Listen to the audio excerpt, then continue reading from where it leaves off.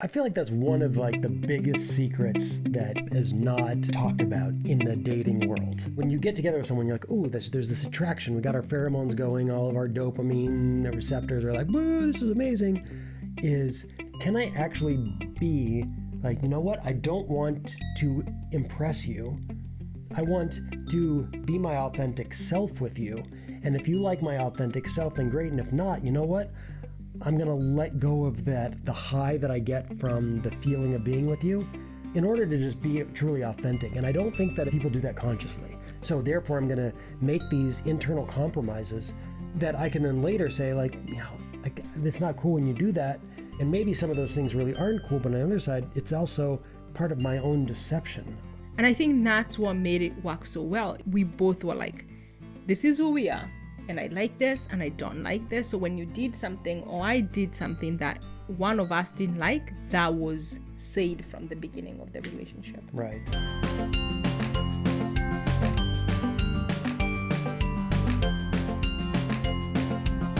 Hello and welcome to this week's episode of the Interracial Couple Podcast.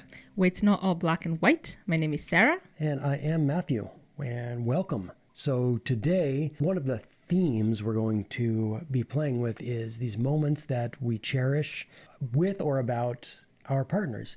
And it's something I think to keep in mind throughout the next half an hour as we spend some time together is really spending time looking for those things, particularly once we've been in a relationship for a while. It can kind of be easy that things just become part of the everyday, where the wonder or magic of life, of our connection, can just start to feel like it's the usual. Even if we like the usual, which I like the usual. I love the usual. Yeah. There's so much that we get from the usual, especially just noticing and being grateful in the usual, because the usual is what we usually do. Right, exactly. Yeah. Every day of our lives. Right. The usual, it's not to downplay the usual, but it's also to really be looking for the magical, for the spectacular, the good stuff, either in specific moments or in the everyday. So today, that's going to be where we're putting our focus. And that comes from week 11 of the Lover's Journal. It's one of the fast prompts that reads, what is the most recent event with your lover that you want to cherish forever? There we go. Okay. Forever. So for the things we're going to cherish forever. So this was fun. I actually really enjoyed this because I felt myself immediately going for the big thing, right? So within the last few months, we got engaged. Hey. And for our anniversary trip, we had a beautiful day up the coast where we just stopped and went on hikes along the beach and had an amazing dinner overlooking the ocean. We've had a lot of sort of individual moments. Well, maybe not a lot, but there were the obvious candidates. Yeah, engagement day. Wait, what did we do? Why did we go up the coast? Well, that was for our anniversary. It was for anniversary. Yeah. Yeah, that was a very special day. So what came up for you? All the things that you've said, I thought when I was writing this and I was journaling, all of those things, but I was just I want to find the usual, I want to find a moment in the usual. And so what I came up with is the morning we went to the beach. And there was just something about that day. It's just that we just woke up. It was cold. It was foggy. And we just walked for about an hour. And then on our way back, I was like, let's do a silent meditation.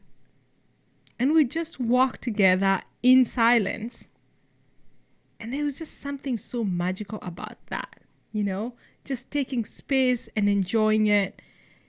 And when I was journaling, I was just what made that moment special was sometimes I see people enjoying life and I'm like, oh my God, with everything that's going with my business, with my life and so much stress, I'm just my life isn't as great as I would want it to be sometimes, I think. But there was just something about that day where I was I actually don't need to be successful. My business doesn't need to be doing great in order to just enjoy this.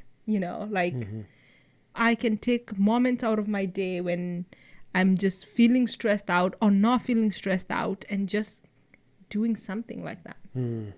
Nice. You know, I was laughing inside when you brought that up because I went to almost the exact same place as you went. Did.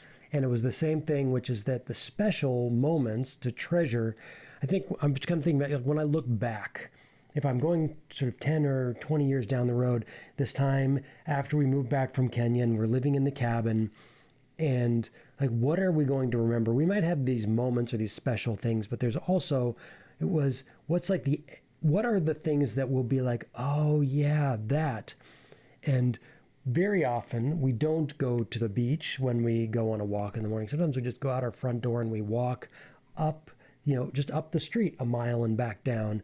And, the cows are chewing the grass and there are turkey vultures and hawks flying overhead and all these little songbirds all over, the robin redbreasts and orioles we've seen a couple times, a bunch of blue jays, California bluebirds, red-winged blackbirds. It's like, it's just so vibrant. It was like, that's something that we just do that could easily be taken for granted. Or walk on Kenfield. Just a little walk on Canfield, yeah. As I call it my walk on Kenfield. And we have done, we did Taylor Mountain, like fairly regularly, sort of on the weekends, we're going to go do a, hike up the mountain and back. And so it was really kind of taking this focus from the moments that I want to cherish to be something that's major down into how about the moments I can cherish that are simple, because when those are magical, It's even like there are times where we on a weekend and we just lie in bed and we don't get out of bed, and then one of us does and we make a cappuccino or make a pot of coffee or something, and that's so special. And I think there's something about bringing the focus away from the big moments. Yeah. And when you start to think about the big moments, and, on this podcast, we do talk about, money. And I think when you start to think about the big moments sometimes and most of the times involve spending money. So some couples feel like I can't have like a cherished moment because we don't have money to do that. But actually the things that I think about that I cherish the most are those that have involved very little to do with money. So I'm not saying like going out, like when we went to that fancy restaurant next to the beach, that was amazing. But just walking with you on the beach was equally as amazing. And I think I'm also bringing attention to this, or we are, right? Because in sort of the social media world, where I can go on my social media and there's somebody who I know that's posting a picture of their bare legs with the ocean out in front of them, or a Mai Tai and the ocean behind that, or whatever it is, and it's this thing of, the big things being so special. And I think we need like taking out that time, and for sure, like to actually take time to say, this is for us, is important, or this is for me. But this is for me could literally be, I'm going to climb in bed an hour early and with my computer and watch a show, or we're going to, that can be just like, this is just what I do. Yeah. But it can also be, this is just amazing. And I feel like that can get missed sometimes. Yeah. So that was my most recent special moment to cherish. Nice. I only had one. How many did you have? Oh, no, that was basically, that was it. Okay. Yeah. Mm-hmm. Do you want to read our second prompt? Yeah. So on our guided journal? Sure. So what is one thing that your lover does that makes you feel warm inside? Ooh. Don't read mine. Oh, I wasn't reading yours. I was reading the prompt. It's okay. You can actually read my handwriting. That's pretty much true. That is pretty much true. I'm like, don't read mine, but I'm about to read it to everyone on the internet.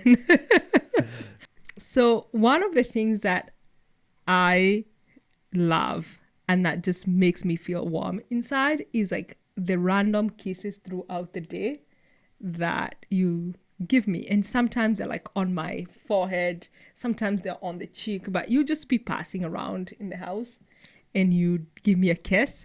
And what was funny, I wrote this morning and you were down in the other cabin in the office, And you came back and you were like, babe, do you want some cappuccino? And I was like, oh, that would be wonderful.